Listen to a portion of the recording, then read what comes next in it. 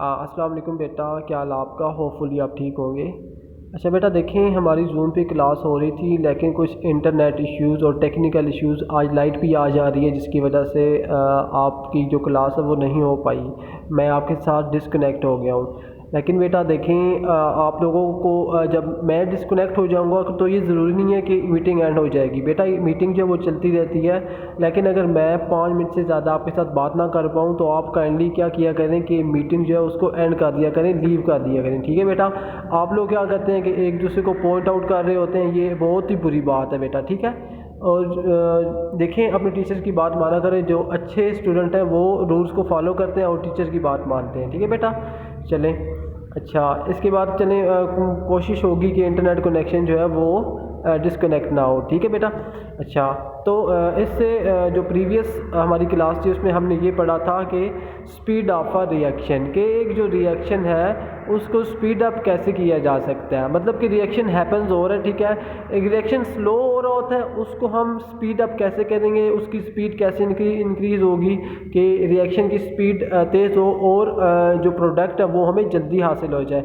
तो बेटा ये कैसे होगा? इससे कुछ फैक्टर्स हैं जो क्या कहते हैं, डिपेंड करते हैं।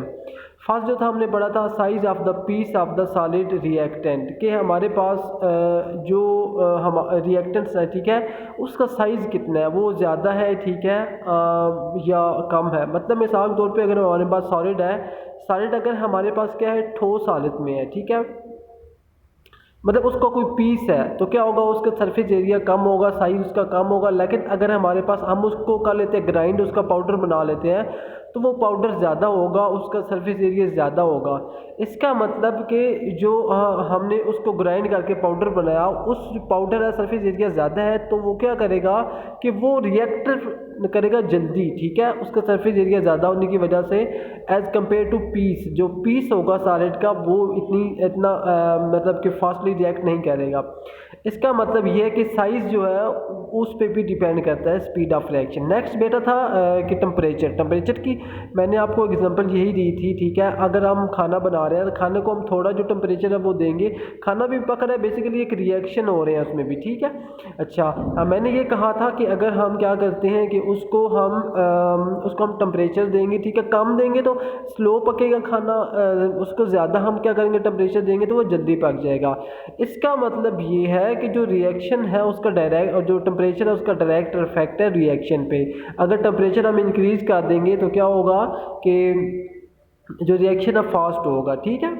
देखिए, रिएक्शन की जो प्रोडक्ट है उस पर कोई फ़र्क नहीं पड़ता। मतलब कि अगर रिएक्शन टेम्परेचर ज़्यादा इंक्रीज़ कर दें या कम कर दें, प्रोडक्ट वही बनेगी, उतनी ही उसका मैस वही होगा, मैस कम ज़्यादा नहीं होगा, लेकिन जो स्पीड है उस पर इफेक्ट आएगा बेटा सिर्फ। ठीक है? अच्छा, नेक्स्ट बेटा हमने पढ़ा था कंसंट्रेशन ऑफ अ सोल्यूशन। अगर हमारे पास सोल्यूशन है, हमारे पास एक वाटर है या कोई और किसी किस्म का लिक्विड है, तो वो क्या करेगा, उसकी कंसंट्रेशन, अगर उसकी मिकदार ज़्यादा होगी, उसकी कंसंट्रेशन ज़्यादा होगी, तो क्या होगा कि उसमें ज़्यादा पार्टिकल्स होंगी। ठीक है?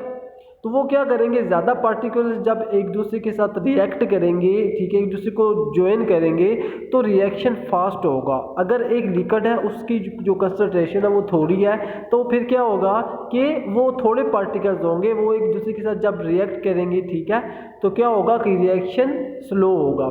ठीक है? अच्छा, नेक्स्ट हमने पढ़ा था फोर्थ फैक्टर, वो था प्रेशर ऑफ गैस। मतलब देखें, गैस है, ठीक है, हमने पहले पढ़ा है कि जो गैस है उसकी इंटरमॉलिक्यूलर फोर्सेस वीक होती हैं। ठीक है?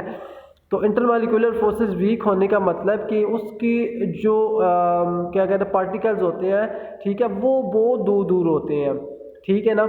जब हम क्या करेंगे, उसके पार्टिकल दूर होंगे तो वो एक दूसरे के साथ जब कोलाइड करेंगे तो वो टाइम लेंगे थोड़ा सा एक दूसरे के पास आने के लिए। ठीक है? मतलब कि जब कोलाइजन मतलब टाइम लेगी और थोड़ी मतलब कि फास्टली नहीं होगी, तो इसका मतलब ये है कि जो रिएक्शन है वो भी थोड़ा स्लो होगा। अगर हम क्या करें, हम पढ़े प्रेशर ऑफ गैस, अगर हम गैस का प्रेशर कर दें, प्रेशर अप्लाई करें गैस पे, उसके पार्टिकल क्या होंगे, एक दूसरे के पास आ जाएंगे। पार्टिकल जब पास आएंगे तो उनकी कोलिजन जो है वो ज़्यादा होगी, जिसकी वजह से जो रिएक्शन है वो भी फास्ट होगा। नेक्स्ट मेरा फैक्टर था लाइट। लाइट हमने पढ़ी थी कि जो लाइट है, ठीक है, जैसे कि मिसाल के तौर पे सनलाइट है, सनलाइट कम होगी तो फोटोसिंथेसिस का जो प्रोसेस है, इसमें फोटोसिंथेसिस के एग्जांपल है, फोटोसिंथेसिस का जो प्रोसेस है वो स्लो होगा, लाइट कम होगी। तो जितना ज़्यादा लाइट होगी फोटोसिंथेसिस का प्रोसेस जो है वो फास्ट होगा, ज़्यादा फूड बनेगा। ठीक है बेटा। नेक्स्ट था कैटलिस्ट। बेटा कैटलिस्ट का काम यही होता है कि रिएक्शन को स्पीड अप करना। ठीक है। अगर एक रिएक्शन है उसमें कैटलिस्ट नहीं है तो क्या होगा कि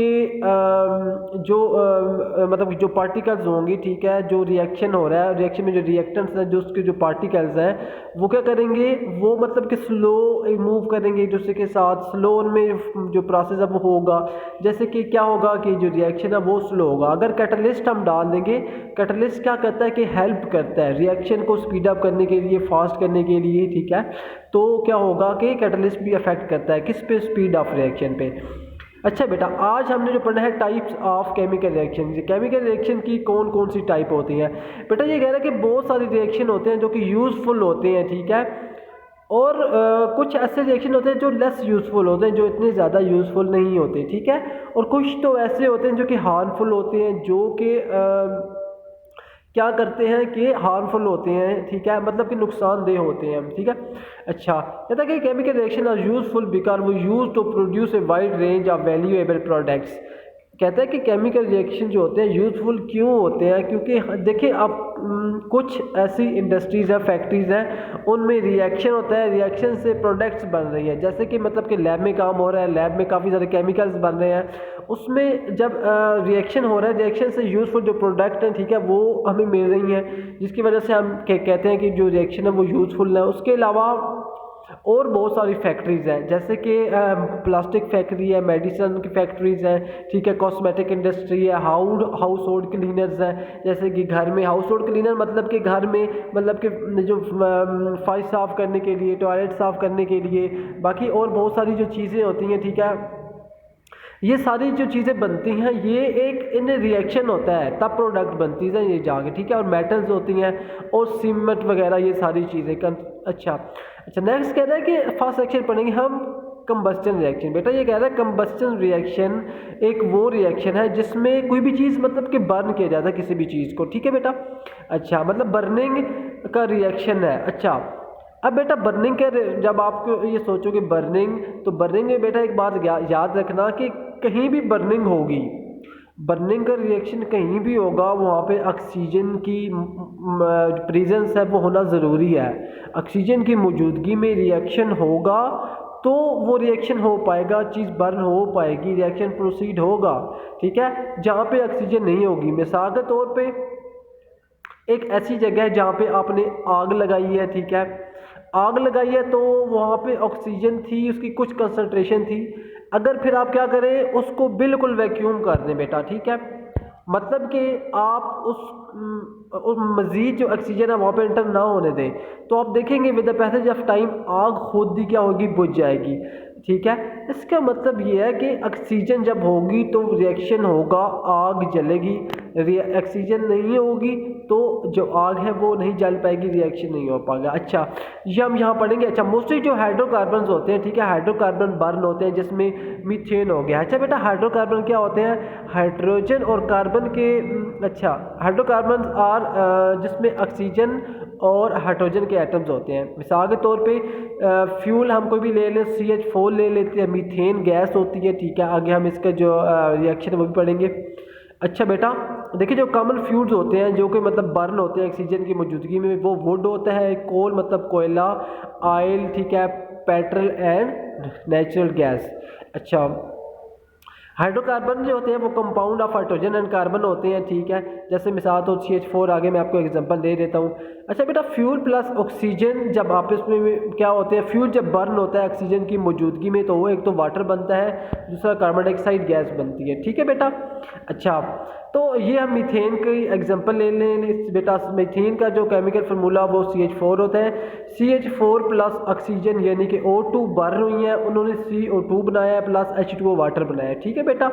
अच्छा, नीचे आप देख रहे हैं ये फार्मूला सॉरी केमिकल इक्वेशन जो है CH4+O2CO2+H2O।